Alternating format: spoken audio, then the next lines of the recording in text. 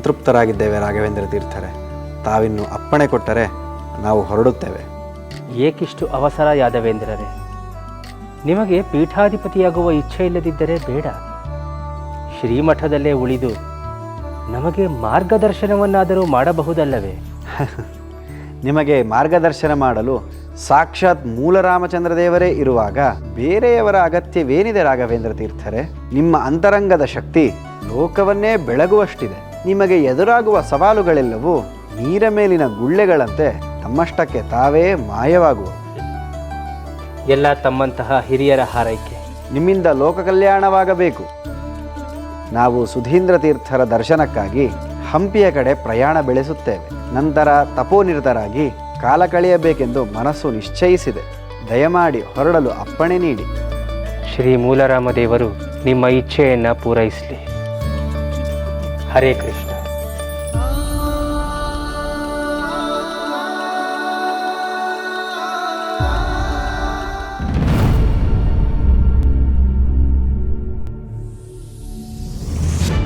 ಗುರುಗಳೇ ಗುರುಗಳೇ ಗುರುಗಳೇ ಗುರುಗಳೇ ನಿಲ್ಲಿ ಕೆಲಸ ಮಾಡಿದ್ರಿ ಗುರುಗಳೇ.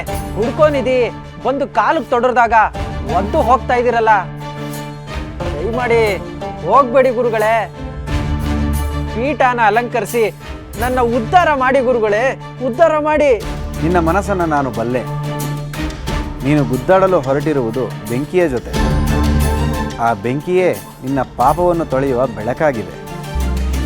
ಆ ಬೆಳಕಲ್ಲಿ ನಿನ್ನ ಜೀವನದ ಸಾರ್ಥಕತೆಯನ್ನು ಕಂಡುಕೋ. ಅದು ಹಾಗಲ್ಲ ಗುರುಗಳೇ. ಭೋಗೇಂದ್ರ, ನಿನಗೆ ಅವ್ರ ಬಗ್ಗೆ ಇನ್ನ ಗೊತ್ತಿಲ್ಲ. ಅವರು ದೈವಾಂಶ ಸಂಭೂತರು.